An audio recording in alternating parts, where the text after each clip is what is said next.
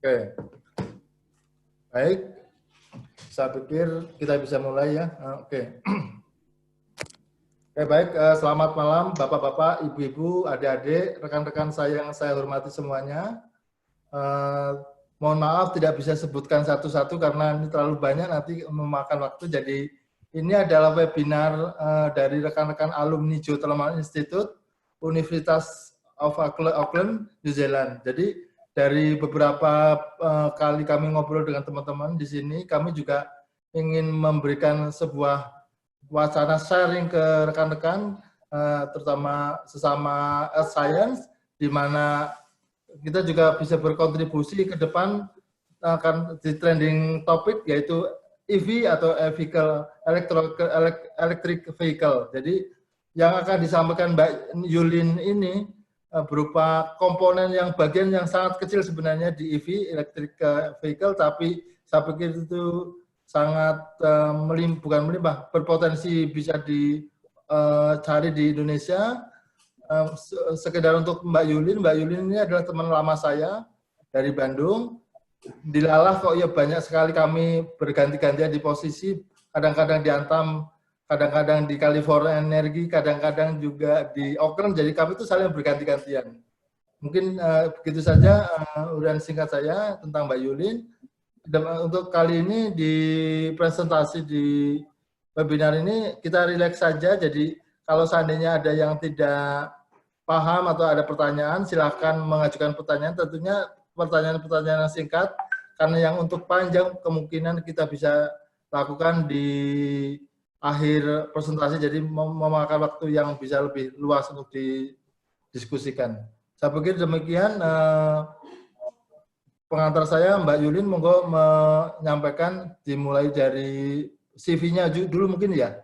Silakan Mbak. Oke. Assalamualaikum warahmatullahi wabarakatuh. Selamat malam di sana. Di sini masih pagi, jadi masih jam 6.30 AM. Jadi masih seger ya buat saya. Yang belum mengetahui saya di sini, mungkin sebagian sudah ada yang kenal dengan saya. Nama saya Yulini. Jadi saat ini saya berada di Calgary, di Kanada bagian barat. Nah, terus apalagi ya? Jadi saya itu kenal Bronto seperti yang sudah disebut sejak kuliah di ITB. Jadi saya angkatan 90 geologi ITB, lulus tahun 95. Kemudian seperti Bronto sudah sampaikan, saya pernah kerja di Antam, walau tidak lama, hanya setahun kurang lebih. Karena setelah itu saya harus menuju ke New Zealand untuk melakukan master saya. Jadi saya ambil course thesis based, tapi saat kuliah ngambilnya mineral deposit. Tapi pas tesisnya ambil studi di geothermal.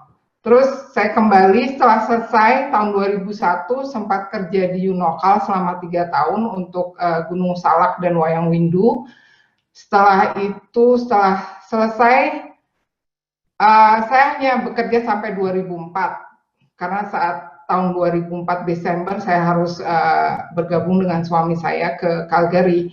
Jadi dari tahun 2004 sampai saat ini saya belum pernah pindah ke kota lain di Kanada, hanya tinggal di Calgary. Nah, jadi di Calgary itu oil based ya, jadi mirip seperti Houstonnya Kanada lah istilahnya. Jadi mau nggak mau semua harus orientasinya oil and gas. Saat saya bergabung di Calgary, landing di Calgary 2004, saya coba cari-cari tentang geothermal di sana.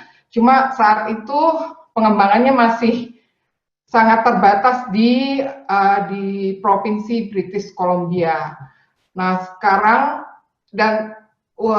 masih bernegosiasi dengan pemerintah federal karena belum dapat, masih dianaktirikan lah istilahnya. Tapi saat ini sudah mulai berkembang, walau hanya di sekitar Kanada bagian barat, tapi cukup menjanjikan, terutama setelah beberapa kali downturn karena oil and gas sempat crash karena harga oil ya. Tapi terus jadi kemungkinan ada titik cerah buat renewable energy di sini. Nah, 2 tahun yang lalu saya sempat menghadiri workshop dari Calgary Mineral Exploration. Nah, mereka membahas tentang lithium exploration di Alberta. Nah, setelah itu saya menjadi tertarik belajar sendiri mengenai lithium, apa saja yang membuat logam ini menjadi penting. Dan yang menarik buat saya adalah karena keterlibatannya di bidang 3 area, yaitu mining, geothermal, dan oil. Nah, jadi ini dari hasil dari self learning saya di lithium, makanya saya ingin berbagi di sini tentang presentasi ini. Oke, ini Yul, sebentar saya perlihat. Yul, Ya. Mungkin disampaikan juga bahwasannya presentasi ini sudah disampaikan kemarin ke Minerba ya? Oh ya, jadi presentasi ini diawali, presentasi perdana ini disampaikan di forum diskusi dermaga, jadi diskusi bersama GIA Angkatan 90. Itu presentasi perdana. Setelah itu nggak tahu gimana summary saya itu sampai ke disampaikan sama Pak Abdul Bari ke Dirjen Minerba. Nah, setelah itu nggak lama, karena sepertinya momennya tepat sekali, jadi mereka ingin berdiskusi tentang lithium exploration, jadi persiapan untuk pembentukan ekosistem untuk mendukung industri hilir mobil listrik dan baterai lithium. Nah, jadi saya sempat diundang untuk berbagi presentasi ini, paparan ini. Nah, dari situ saya banyak belajar bagaimana situasi eksplorasi lithium di Indonesia. Jadi itu, dan ini adalah presentasi yang ketiga yang saya bagi untuk komunitas yang lain. Nah, saya juga mengucapkan terima kasih untuk Bronto yang sudah menggerakkan, jadi dia yang aktif. Saya cuma merevisi beberapa slide dari sini, jadi biar lebih lengkap materinya. Jadi ke selanjutnya saya kelihatan ya? Kelihatan, Mbak.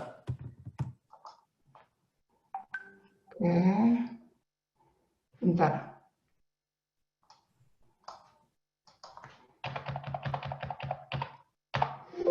Oke, jadi ini jadi kurang lebih kerangka yang akan saya sampaikan dalam paparan ini. Seperti yang sudah saya sebutkan. Oh, maaf, bukan yang ini. Sorry, Bron. Ya, keluar aja. Oh iya, benar. Ya. Ya, jadi ini kerangka outline dari paparan saya. Jadi seperti saya sudah sampaikan tadi, kenapa lithium menjadi interest saya. Nah, terus juga target saya dengan menyampaikan paparan ini jadi semacam memberi gambaran, karena saya yakin semua sudah tahu kalau tahun 2023 Indonesia menargetkan untuk mempunyai mobil listrik di daerah Subang kalau nggak salah. Nah, jadi paling nggak saya ingin memberikan beberapa informasi secara global sebenarnya apa yang terjadi dengan lithium di dunia ini.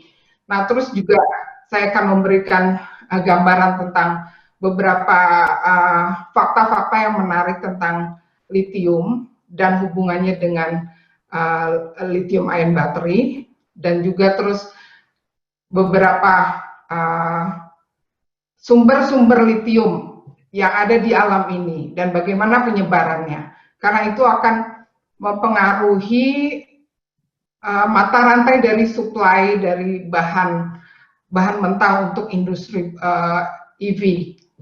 Nah, kemudian saya akan ulas sekilas tentang metal untuk katode, karena seperti yang disebutkan Mas Broto tadi, kalau lithium itu hanya 7% sebenarnya, tapi walau 7% itu sangat penting sekali, dan ada beberapa logam yang juga penting sehingga fuel lithium ion battery itu bisa bekerja. Nah, terus di akhir saya akan mempertanyakan bagaimana sebenarnya lithium resource di Indonesia, dan nanti saya akan tutup dengan beberapa rekomendasi untuk eksplorasi lithium di Indonesia. Nah, ini jadi saya sebutkan tadi kenapa tiba-tiba lithium menjadi hottest commodity di dunia ini. Jadi trigger utama, penyebab utama itu karena negara-negara terutama yang sudah komit untuk memenuhi perjanjian Paris 2015, yaitu untuk menurunkan emisi karbon, target mereka 2050, jadi diusahakan zero carbon emission.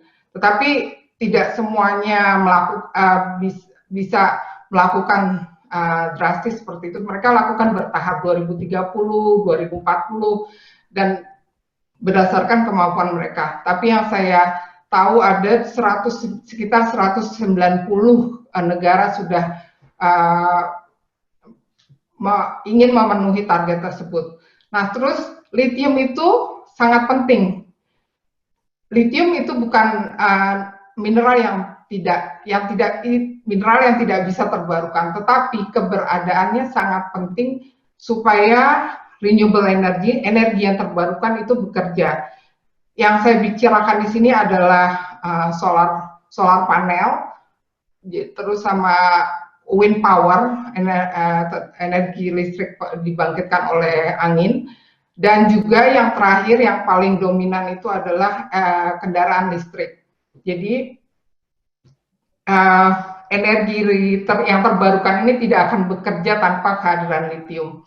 Dan lithium itu juga seperti kita tahu, kita akan sangat penting sekali untuk handphone kita, laptop, dan itu disebut sebagai global tech. Keberadaannya sangat penting, dan tidak hanya itu, tapi juga semua umumnya alat-alat rumah tangga atau alat untuk bekerja, perbaikan rumah, semua pakai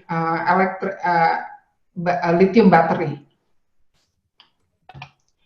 Nah, ini saya hanya ingin menggambarkan tentang how lithium makes green energy work. Jadi salah satu contoh di Australia Selatan, jadi ada satu daerah yang energi listriknya tergantung pada wind power, dan wind power ini bisa bekerja selama 24 jam 7 hari dengan keberadaan jadi ada istilahnya ada baterai listrik lithium ion battery, the biggest one, dan ini disupport oleh Elon Musk karena baterainya disuplai oleh Elon Musk dari gigafactory mereka.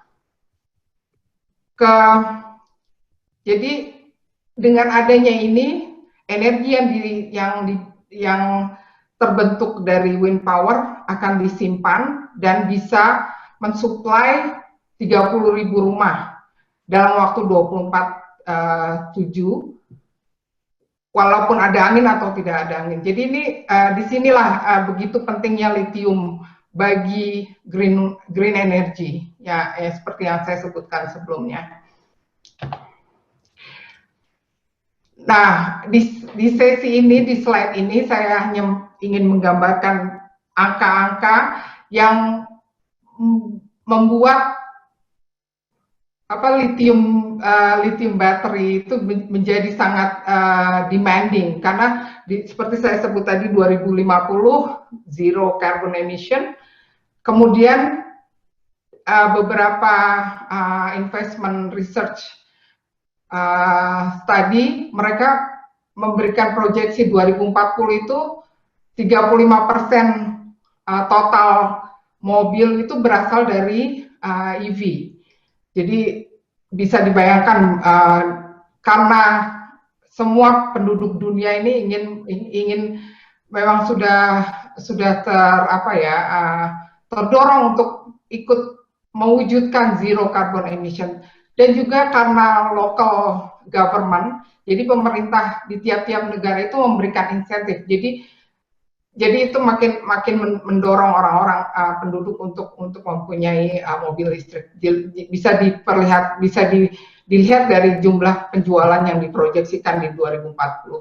Terus Amerika adalah salah satu negara yang sangat aktif untuk menjadikan untuk membuat EV electrical vehicle ini untuk menjadi kendaraan yang menjadi lebih murah, bahkan menjadi lebih murah karena teknologinya sangat pesat. Jadi mereka menargetkan di 90% mobil di Amerika harus elektrik. Terus Cina juga, jadi Cina menargetkan 2022 11 juta EV. Nah, yang terakhir ini, walau terakhir tapi sangat penting buat kita. Yulin. Ya. Yulin. Ya. Yulin, suaranya terganggu. Bisa diulangi lagi nggak slide ini? Yulin. Sekarang udah jelas. Oke, coba diulangi dari slide ini dari awal. Silakan. Oke. Ini yang saya tampilkan di sini hanya angka, tapi sangat penting untuk sangat penting untuk perkembangan lithium, terutama untuk lithium battery. Nah, jadi tahun 2050 seperti saya sebutkan, semua country menargetkan untuk zero carbon emission. Bagaimana caranya? Yaitu dengan jadi pemerintah yang sudah berkomit untuk mewujudkan situasi ini, mereka memberikan insentif bagi penduduknya dengan kalau misalnya mereka membeli mobil listrik. Jadi di tahun 2040 35% total penjualan mobil itu asalnya dari mobil listrik, jadi sekitar 35 juta. Dan beberapa negara, salah satunya Amerika juga ingin semua mobil adalah mobil listrik sampai tahun 2050. Kemudian Cina juga sekitar 11 juta akan diproduksi di tahun 2022. Nah, yang terakhir seperti saya sebutkan sebelumnya, 2023 Indonesia menargetkan untuk membuat lithium battery. Pabrik lithium battery. Nah, ini yang terakhir, statement yang terakhir saya pinjam dari Goldman Sachs Research. Jadi mereka sampai mengatakan lithium is the new gasoline karena saking pentingnya ya untuk mobil listrik disebut sebagai new gasoline, walaupun itu tidak benar karena lithium hanyalah elemen yang dibutuhkan untuk baterai itu sendiri yang penting untuk mobil listrik. Dan dari gambar chart yang saya tampilkan di sini, salah satunya ini, jadi Goldman Sachs memprediksikan 1% increase, kenaikan 1% dari produksi electric car, itu akan membutuhkan sekitar 70 ton lithium. Ya, bisa dibayangkan ya. Terus yang chart di sebelahnya ini hanya menunjukkan negara-negara yang sebagai the main user of the electric vehicle. Jadi Cina, Amerika, Jerman di Eropa, terus Jepang, Prancis, dan Korea Selatan. Oke, sebenarnya saya yakin semua sudah tahu tentang lithium.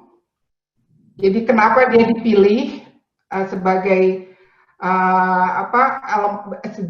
dipilih untuk bahan lithium ion battery karena output energinya itu sangat tinggi ya, walaupun tidak terlalu tinggi dibandingkan hydrogen fuel cell. Tapi karena sifat-sifat kimianya, terutama dia logam yang paling rendah, yang paling ringan, terus juga density-nya sangat paling kecil, kemudian dia sangat reaktif. Nah, karena ya, kebetulan di sini kan banyak teman-teman dari mahasiswa, jadi tolong disampaikan pentingnya Science 101 coba. Oh, oke. Ya. Ya, ini slide ini saya tampilkan karena jadi istilahnya apa ya, tidak kenal maka tak sayang. Jadi kita memang ini sangat penting, jadi sifat-sifat kimia fisika ini sangat penting untuk dari lithium, sehingga kita bisa mengetahui apa saja yang bisa kita aplikasikan dari lithium ini. Jadi sifat-sifat ini menjelaskan mengapa lithium yang dipilih sebagai bahan, sebagai jenis baterai yang banyak digunakan saat ini, terutama untuk global tech, alat-alat piranti elektronik, dan juga electrical vehicle. Jadi yang utama lithium adalah grup dari logam alkali, terus dia sangat soft, ringan, density-nya kecil, tapi dia mempunyai energi output-nya itu sangat paling tinggi dibandingkan jenis baterai yang lain seperti nikel atau vanadiumnya. Ya, terlihat jelas dijelaskan di chart ini. Tetapi dia kurang lebih sama dengan sodium sulfur battery. Hanya saja sodium sulfur battery tidak menjadi pilihan karena sifatnya sangat korosif. Walaupun sodium bisa didapat di mana saja, tetapi karena sifatnya korosif dan mudah terbakar, dia tidak menjadi pilihan. Jadi yang utama itu karena sifat dari lithium itu sangat reaktif, artinya keberadaannya sangat melimpah. Dia bisa ada di air, di brine, terus ada di batuan, dan juga di batuan mineral clay. Oke. Ya, kalau ada yang bertanya bisa langsung diinterupsi ya. Kalau enggak saya lanjut terus. Dan ini menjelaskan bagaimana teknologi baterai dalam jangka waktu kurang lebih 10 tahun bisa dilihat perkembangannya. Lithium ion itu hampir 70% menggantikan LED, jadi baterai timbal, karena sifat-sifat yang tadi yang sebelumnya saya sebutkan. Oke, nah ini yang inti dari lithium. Tadi saya sudah sebutkan di mana saja kita bisa dapatkan. Jadi lithium source itu ada di pegmatitic intrusion, di batuan beku. Kemudian dia juga bisa ditemukan di sedimentary rock, clay, batu kering favorit. Kebetulan tersedia kereta api Argo Bromo Anggrek, tujuan akhir stasiun Surabaya Pasar Turi, yang akan berhenti di stasiun Cirebon. Itu di unmute semua aja peserta. Jadi itu masih ada yang mute. Pada pukul 20 Bentar ya. di Argo Bromo Anggrek Track for Surabaya Pasar Turi Station will stop at Cirebon dan Semarang Bojonegoro and Surabaya Pasar Turi Pak Station. Bronto, selain Mbak Yuli ini semua peserta di unmute saja suaranya. Sama Yuli nih. Iya. bentar. Tadi di mana ya? Oke. Saya lanjutkan ya. Oke, jadi bisa lihat kan mineral-mineral ini. Jadi yang utama di pegmatit itu mineral utama adalah spodumen, jadi sejenis piroksin ya. Terus petalit, yang ketiga lepidolit mika. Dan yang saya tampilkan di sini adalah hanyalah mineral utama dari litium yang umumnya terdapat di batuan beku. Nah, yang di baris kedua itu adalah mineral yang mengandung litium yang umumnya ditemukan di smectite. Jadi di batuan yang sudah teralterasi, sudah terubah oleh larutan hidrotermal. Yaitu contohnya dua di sini adalah hektorit dan jadarit. Nanti akan saya jelaskan lebih lanjut bagaimana di mana kita mendapatkan semua jenis batuan ini. Oke. Sekarang bisa lihat tabelnya kan ya? Halo? Halo? Lanjut, Ya, Pak. Jelas. Lanjut, Mbak. Oke. Ya, yang saya highlight di warna orange di sini adalah mineral batuan beku di pegmatit yang mengandung litium. Jadi bisa dilihat di sini kandungan dari litium di batuan tersebut, di mineral tersebut, spodumen yang paling tinggi. Lanjut, Bu, lanjut. Kemudian lepidolit dan petalit. Jadi yang saya highlight berwarna biru ini adalah mineral yang umumnya terdapat di batuan jenis lempung, jadarit dan hektorit. Bisa dilihat di sini jadarit sangat tinggi. Jadarit ini mineralnya hanya ditemukan di Siberia. Jadi di situ ada deposit lithium deposit yang sangat tinggi, cadangannya sekitar 200 juta ton, dan saat ini dikelola oleh Rio Tinto. 2023 mereka akan memproduksi lithium. Sedangkan hektorit ini ditemukan di kota Hector di California. Jadi yang hektorit ini mengandung magnesiumnya agak tinggi. Jadi kalau di endapan sedimen untuk lithium deposit, mereka mempunyai kesulitan memisahkan magnesium di sini. Jadi biayanya akan lebih tinggi. Jadi saat ini belum diproduksi, tapi mereka baru melakukan eksplorasi tahap awal terutama di Amerika, di California. Yang di jadarit ini juga locality place-nya, locality site-nya itu ada di kota Jadar di Siberia. Dan mineral lainnya tidak memungkinkan mereka tidak penting, karena juga jabuyelit ini paling tinggi ya, tapi keberadaannya sangat jarang. Hanya ada di Tibet kalau menurut literatur yang saya baca. Oke, selanjutnya ini yang bagian penting. Jadi bagaimana cara kita mendapatkan litium dan di mana saja? Berdasarkan saya sudah sebutkan tadi, jadi 25% itu ada di pegmatit litium, 10% hanya litium ada di sedimentary rock. Yang paling utama itu adalah di brine deposit. Jadi brine itu maksudnya air asin. Dan berdasarkan asosiasi atau geologi setting dari brine itu bisa dibagi 3, kontinental, ini yang paling besar kontribusinya untuk lithium deposit, terus kedua geothermal, yang ketiga oil brines.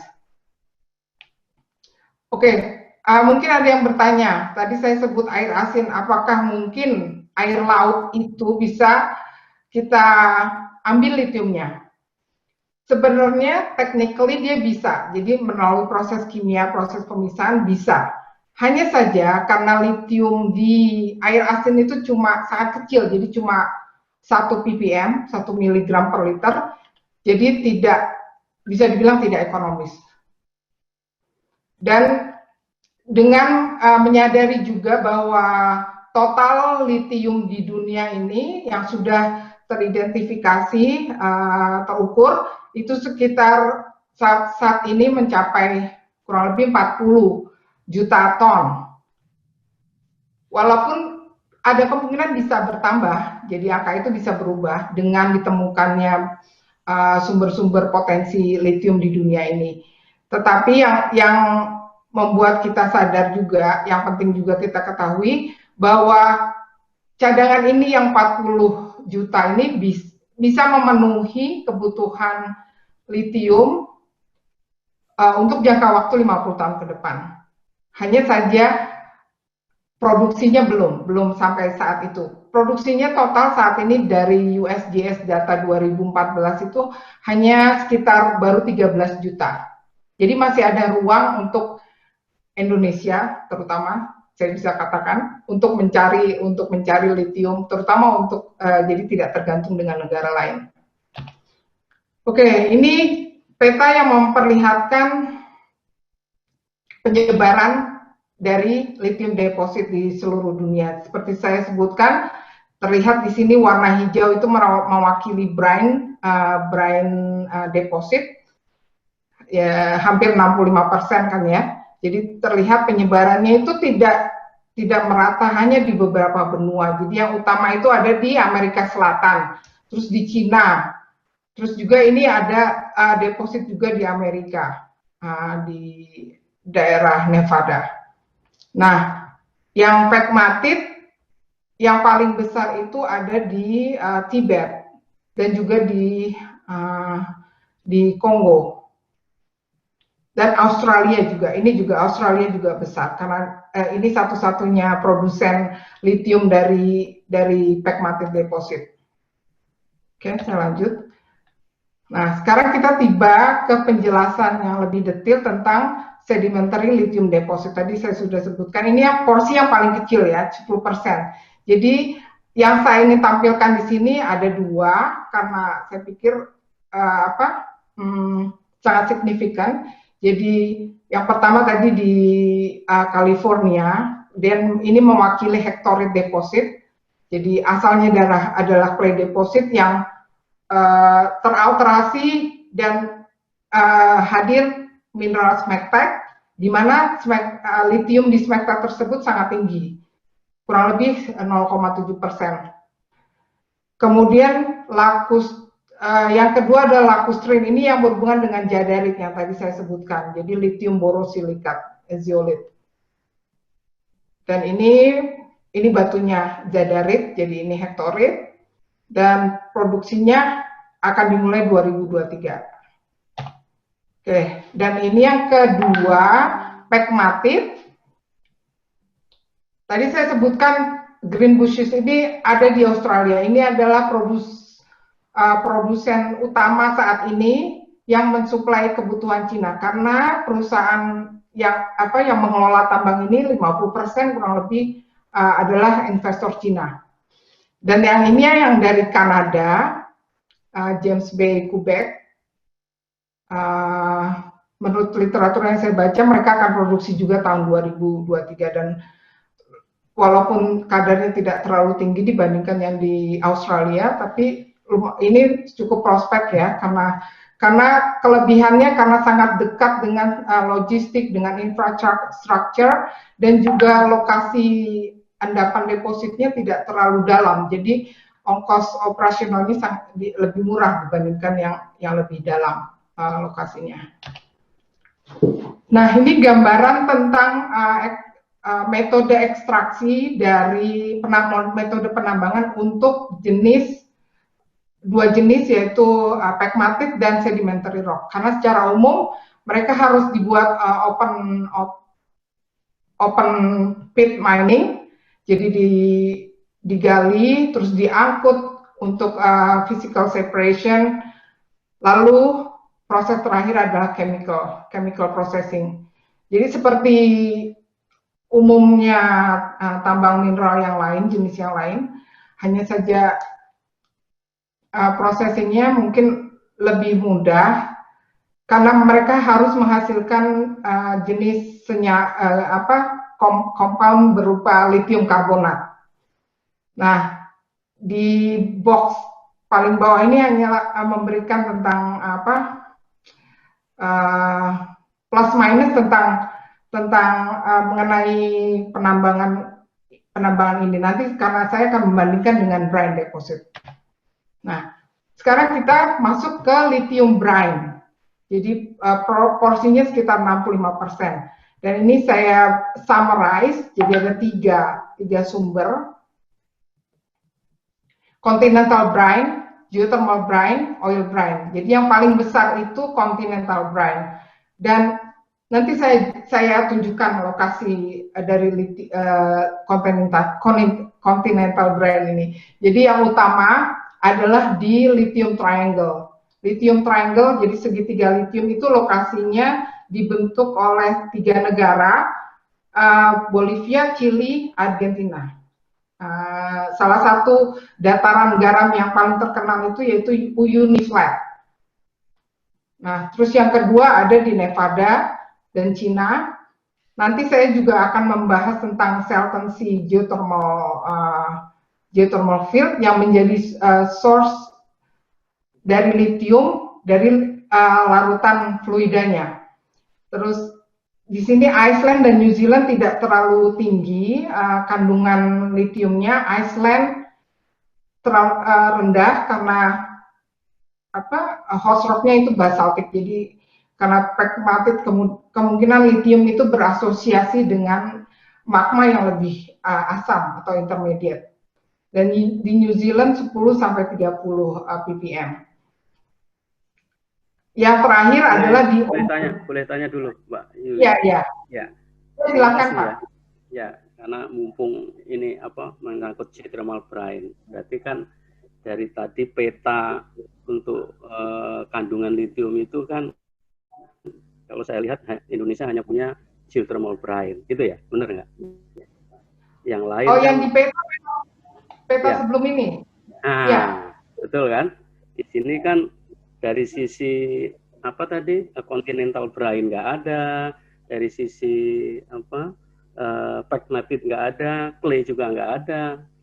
Artinya Indonesia hanya punya kalau untuk lithium ini adalah melalui geothermal brine. Betul nggak kira-kira? Saya pikir hanya belum di map aja Pak, karena mungkin tidak mappable ya.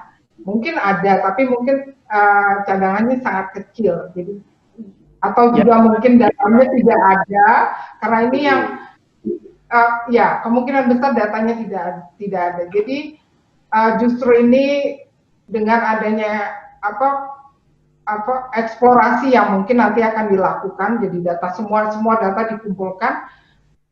Why not? Maybe later Indonesia will have here, ya kan? Ya, gini. Saat ini artinya yang sudah ada datanya adalah kita punya reserve geothermal yang cukup besar, betul kan? Betul kan? Betul. Existing data, ya lah. Existing data saat ini itu kita untuk lithium adalah geothermal brine, betul kan? Dengan kandungan lithium kita yang cukup besar, adalah lithium yang untuk bisa didevelop. Oke ya? Nanti saya sampai ke situ, Pak. Oh ya, enggak apa-apa. Yang kedua, saya bertanya kan, slide yang tadi, yang tadi, yang ada geothermal brine. Nah, di sini kan Indonesia tidak dimasukkan. Artinya kita mau menghitung nih berapa sih, ya toh, benar nggak? Kandungan yang ada di geothermal brine untuk Indonesia kan tidak ada atau belum? Kan saya nggak tahu nih. Belum dimasukkan kan? Tingkat BPM-nya. Oh iya nanti, ini saya hanya pengantar secara global. Ya nanti saya tampilkan juga data Indonesia, karena nanti sebelum kesimpulan akan saya sampaikan itu. Makanya itu masih dalam tanda tanya kan? Ya. Oke. Lanjut kalau gitu. Ya, jadi saya sebutkan sebelumnya, lithium ini sangat menarik karena keberadaannya itu bersinggungan dengan terdapat di 3 area dalam bidang geologi atau mining. Jadi ada di mining yang mewakili hard rock, jadi batuan-batuannya keras, hard rock. Nah, kemudian di batuan sedimen juga, terus juga ada di brine, jadi dalam bentuk larutan. Karena lagi-lagi saya sebutkan penting karena sifatnya itu sangat reaktif. Jadi dia di alam itu nggak akan kita temukan lithium dalam bentuk logam saja. Dia selalu terikat oleh senyawa lain dalam bentuk yang saya sebutkan tadi. Oke. Jadi ini hanya ingin menggambarkan, saya sebutkan tadi lithium triangle. Ini adalah penghasil utama saat ini, dia hampir 70% dari suplai lithium itu dihasilkan di sini. Jadi di Bolivia, Argentina, dan di Chili. Yang paling besar itu di Uyuni. Cuma memang perkembangannya itu sangat lambat. Jadi produksinya sangat lambat karena mengandalkan evaporasi dari matahari. Jadi ini foto-foto yang saya ambil dari National Geographic ya. Jadi ini gambaran tentang Atacama Deposit di Chili. Jadi bisa disamakan dengan ladang garam. Nah, jadi mereka aquifer yang mengandung air asin itu ada di bawah permukaan sini. Kemudian jadi mereka drill shallow wells sekitar 20 meteran lah, nggak terlalu dalam.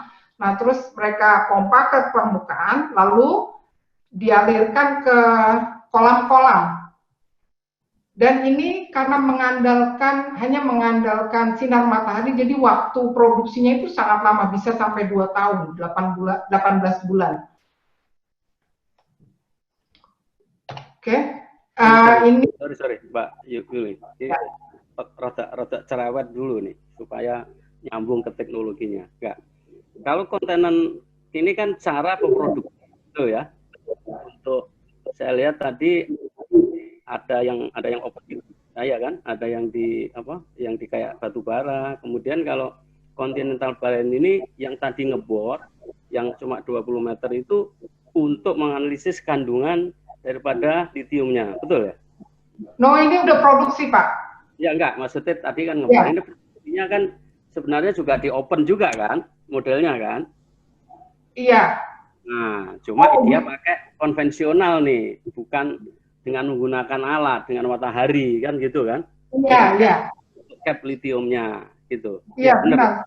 Oke. Karena airnya yang mengandung litium, dia masih berupa brine. Nah, dia dipompa ke atas, terus ditaruh di kolam seperti pemisahan pembuatan garam, ya kan? Iya. Garam air laut ya. Oke? Oke, ya. Oke. Jadi ini hanya just for fun ya. Cuma saya ingin menunjukkan bagaimana perkembangan litium di Bolivia, perkembangan tambang litium di Bolivia. Jadi dari yang terekam oleh satelit NASA dari tahun 2013 sampai 2019 perkembangannya bisa dibilang nggak terlalu pesat karena mereka hanya mengandalkan ini. Jadi airnya ditumpahkan ke kolam-kolam, tunggu 2 tahun baru bisa dipisahkan, dibawa ke processing di dekat sini. Oke, tapi bisa dibayangkan kan ya, ini sekitar 7.000 km persegi area yang mengandung litium. Nah, ini tadi bisa dibandingkan dengan skematik sebelumnya yang lebih berhubungan dengan mining. Nah, ini yang skematik yang menggambarkan proses ekstraksi litium di brine. Jadi prosesnya sangat simple ya, tapi lama. Itu kelemahannya di situ. Jadi dia tidak perlu ada pemisahan atau physical separation. Dia langsung dibawa ke sini untuk chemical processing. Chemical processingnya juga simple karena mereka sudah berupa garam, hanya mesti dipisahkan saja menjadi biasanya lithium karbonat. Jadi benar-benar lambat proses recovery-nya karena hanya benar-benar tergantung sama alam. Jadi evaporation, weather, sama wind. Oke. Nah sekarang kita tiba di geothermal brine. Saya sudah sebutkan tadi kalau yang paling tinggi itu ada di Salton Sea, sekitar lebih dari 400 ppm. Sedangkan geothermal lainnya itu di bawah kurang lebih antara 10 sampai 60. Nah, yang saya ingin sampaikan di sini Indonesia dari data lithium, dari data geokimia, karena lithium itu adalah unsur yang harus diukur dalam pengukuran rutin dari geothermal field. Jadi itu selalu ada. Jadi tersedia data lithium itu untuk geothermal brine. Di Indonesia itu yang paling tinggi ada di Dieng, sekitar 65 hingga 70. Dan yang kedua Wayang Windu. Nanti saya bisa sampaikan data lithiumnya.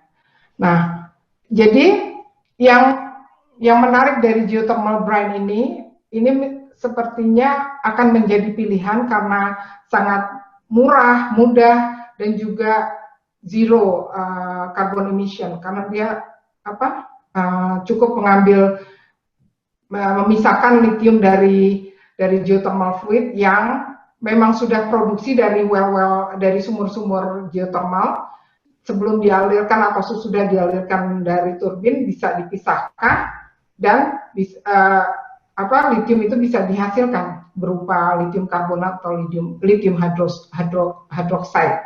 Nah, yang utamanya lagi juga proses pemisahan itu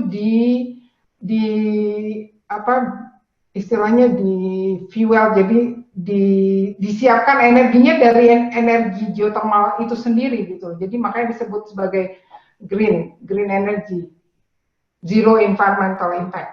Ya.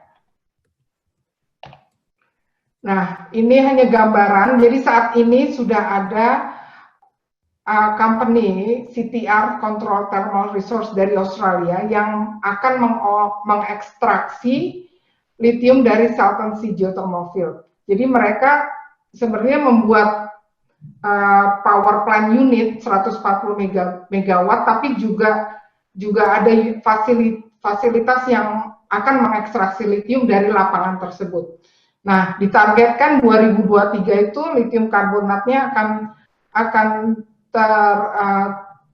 terekstraksi, terpisahkan sekitar 34.000 ton per tahun. Jadi target mereka sekitar 300.000 ton per tahun. Nah, kenapa dia bisa sangat tinggi itu karena recovery rate-nya itu juga tinggi, 80%. Nah, ini kelebihan dari geothermal brine dan nanti saya juga sebutkan tentang oil brine. Nah, oke. Sekarang kita masuk ke oil brine. Jadi istilahnya itu disebut petrolithium.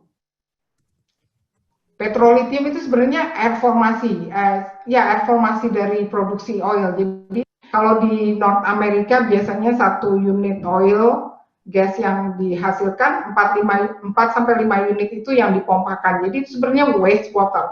Tapi dengan teknologi proses ekstraksi sudah makin berkembang, mereka mencoba menambang lithium dari wastewater ini. Nah, itu jadi pilot project yang sudah dilakukan di Alberta. Jadi ada satu startup company namanya E3 Metal. Mereka sudah berhasil melakukan eksperimen dan dalam waktu dekat mereka akan menambang lithium dari air formasi di lapangan Alberta.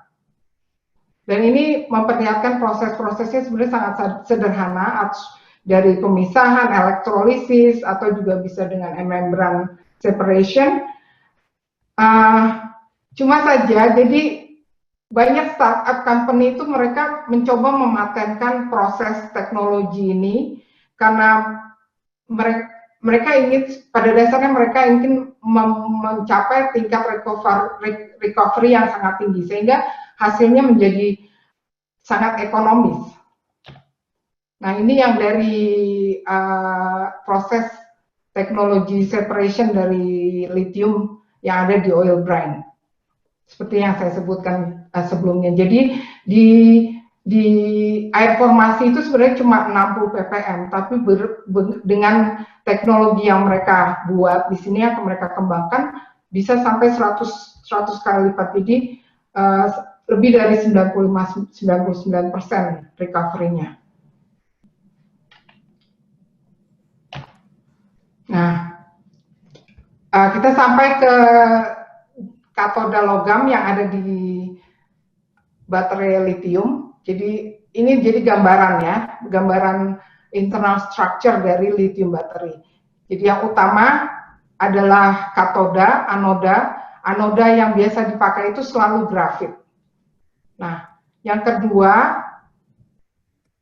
katoda itu bisa bermacam-macam. Nah, ini yang skema berikutnya yang bisa dilihat di sini, berdasarkan jenis dari baterai itu bisa, jadi materi katodanya bisa beraneka ragam. Jadi seperti Tesla, dia menggunakan kobalt 15%, aluminiumnya 5%, sisanya nikel. Jadi ini yang mungkin bisa dipakai dari produk nikel dari Indonesia, karena nikel produknya paling tinggi ya, cadangan nikelnya paling tinggi di dunia. Kemudian Apple iPhone itu menggunakan kobalt. Nanti saya jelaskan tentang kobalt cadangan di dunia. Nah, terus Tesla dan juga Nissan, mobil listrik merek Nissan itu menggunakan manganis. Nah, jadi itu peta gambaran dari katoda, logam-logam katoda. Nah, lithium itu sendiri dibutuhkan sebagai elektrolyte di lithium ion battery. Dan keberadaannya walau hanya 7%, tapi sangat penting karena inilah pergerakan dari lithium ion ini yang bisa menghasilkan energi yang sangat tinggi. Oke, ini tantangan hanya menggambarkan rangkuman tentang tantangan supply chain dari lithium ion battery. Jadi yang utama itu nikel. Jadi situasinya sekarang ini Tesla kan sedang produksi besar-besaran untuk mobil listrik dan juga kebutuhan power wall. Untuk wind power, solar panels. Nah, mereka memang sangat agresif, ambisius untuk produksi ini. Nah, keterbatasan mereka itu adalah nikel, karena supply nikel mereka tadinya menggantungkan Indonesia, tapi dengan adanya peraturan ekspor ban, nah mereka jadi mungkin berpikir keras ya gimana caranya untuk mungkin akan mengembangkan teknologi baterai yang lain. Nah, karena Amerika itu sangat picky untuk menentukan source dari raw material. Mereka ingin yang sustainable, yang produksinya etis, jadi tidak ada isu-isu lingkungan, terus tidak ada isu dengan buruh. Nah, itu jadi tantangan mereka ya. Salah satunya yang mereka harapkan yaitu dari Kanada dengan Meksiko, tapi Kanada sendiri produksinya nggak bisa memenuhi kebutuhan Amerika. Jadi, nah ini saya juga tadi sudah sebutkan kalau nikel keberadaannya sangat penting karena cadangan nikel di Indonesia sangat tinggi. Nah, cuma memang karena ada keterlibatan pemerintah untuk memban ekspor nikel, jadi harga nikel jadi goyah ya di dunia ini. Nah, Terus sekarang kita berbicara tentang lithium, seperti saya sebutkan 75% itu dihasilkan dari lithium triangle. Nah, terus di chart slide sebelumnya saya juga sampaikan begitu pentingnya lithium dengan electrical vehicle market. Jadi setiap 1% 70.000 ton lithium karbonat itu dibutuhkan. Jadi bagaimana cara memenuhinya? Ini jadi berhubungan dengan supply chain challenge. Nah, terus yang kedua, yang keempat, grafit. Tadi saya sebutkan grafit adalah satu-satunya elemennya untuk anoda. Cina adalah satu-satunya penghasil grafit. Nah, kemungkinan Indonesia juga ada potensi untuk grafit ya, karena banyak batu bara. Cuma mungkin prosesnya nanti akan lebih agak berbeda untuk mendapatkan grafit tersebut. Nah, ini catatan di sini 54 kg grafit dibutuhkan untuk Tesla Model S. Nah, Tesla ini kan mobil yang populer ya di Amerika. Amerika targetnya tadi berapa tuh? Menargetkan sekitar lebih kurang dari 10 juta di tahun 2022. Jadi grafit ini keberadaannya sangat penting karena satu-satunya logam untuk anoda. Nah, yang terakhir adalah kobalt. Ini sangat unik karena kobalt saat ini hanya dihasilkan dari Kongo. Nah, seperti saya sebutkan sebelumnya, banyak negara yang membutuhkan kobalt untuk produksi mobil listrik mereka itu sangat picky juga karena situasi politiknya di sana sangat tidak stabil, banyak korupsi, jadi ada kemungkinan produksi mereka akan menurun. Nah, jadi itu tantangannya ya. Nah, ini hanya menunjukkan gambar situasi harga dari masing-masing elemen yang saya sebutkan tadi. Ini bisa dilihat kobalt karena dia sangat rare, bisa dibilang rare ya, rare earth element karena sangat jarang. Nah, terus juga karena pilihan terlanjur angkanya tinggi. Yang 22 ya, itu. Ada pertanyaan kan? Penambahannya sendiri 30.000 ya? 30.000. Apa itu? Wes. Di unmute.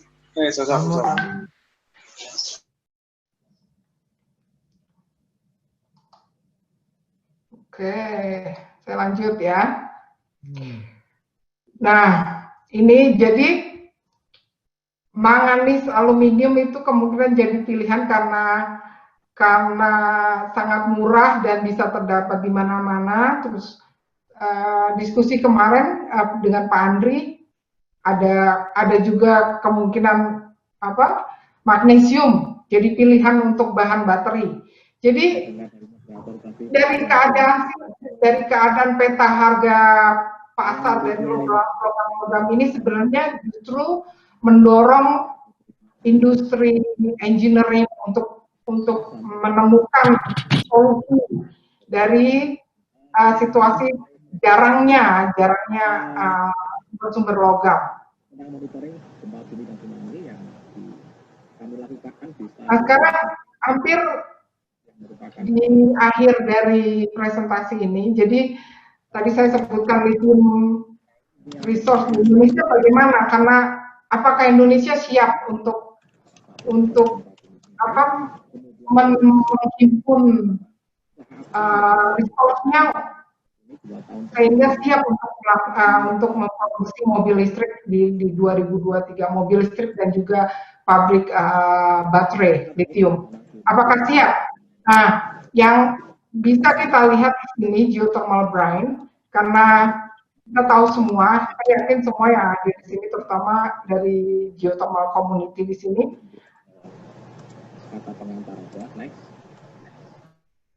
Indonesia sudah memproduksi sekitar hampir 2.000 lebih ya megawatt electricity dari 11 lapangan. Nah, ini sebenarnya baru 5% kan ya, baru 5% dari semua potensi yang geothermal field yang ada di sini.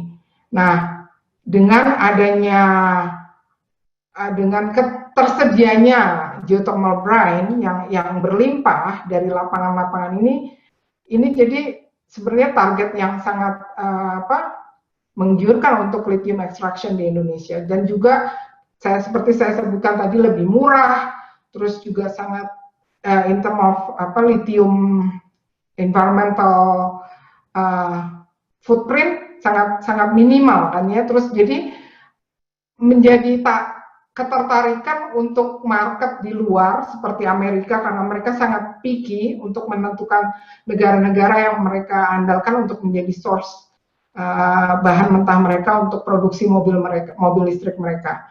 Nah, terus juga karena lithium content ini available, jadi tersedia, jadi tidak perlu dilakukan pengumpulan data lagi karena memang sudah ada datanya.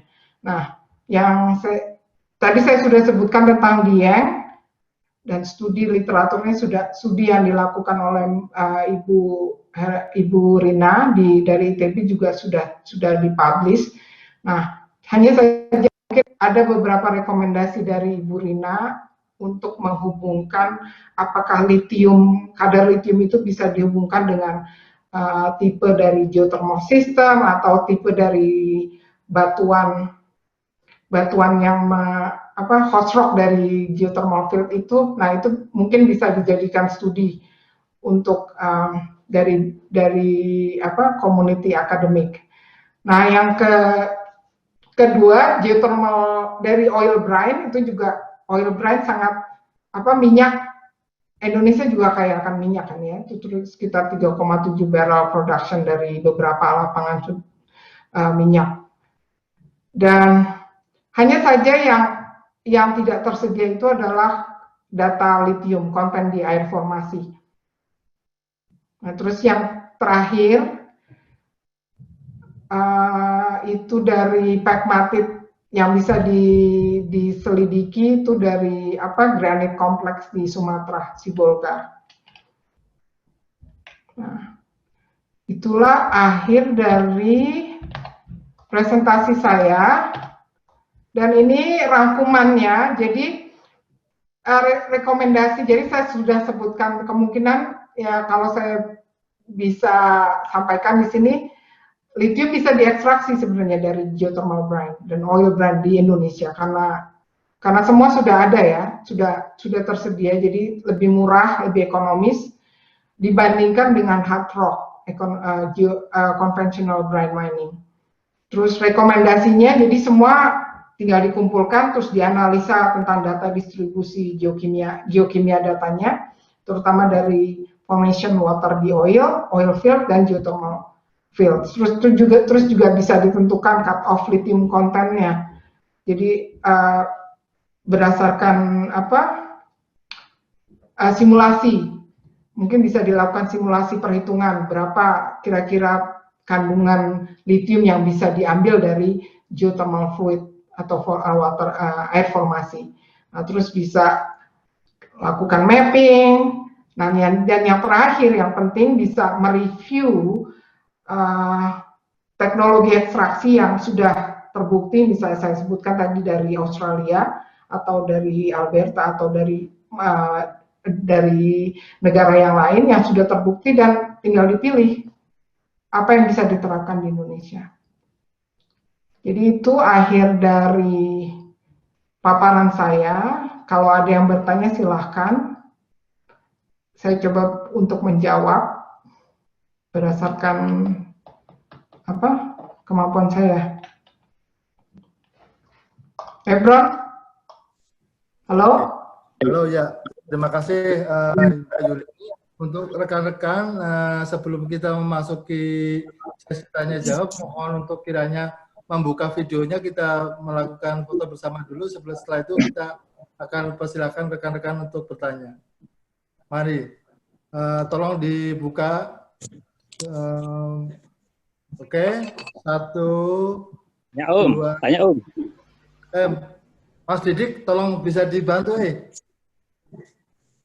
Bentar ya, aku jadikan kamu host dulu, Bron. Enggak, kamu aja Yul, bisa enggak di anu? Bentar. Foto.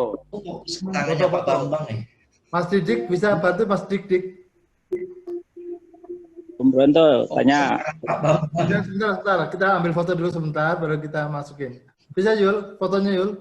Pak Sufyan, selamat malam dulu. Foto dulu. Bentar, Bronto. Aku mau jadikan kamu host, gimana caranya? Aku stop sharing dulu ya, stop sharing ya. Oke. Jadi ini gitu tuh wajahnya sekarang.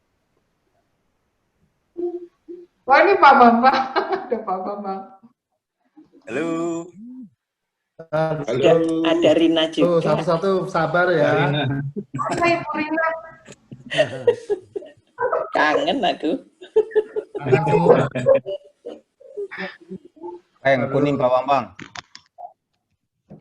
Halo. Aku nggak bisa Bronto. Apa yang kuning ini? Buah apa Pak? Oh mangga. Pose sebentar. Satu lagi. Ada yang belum kebuka, tapi oke lah, nggak apa-apa.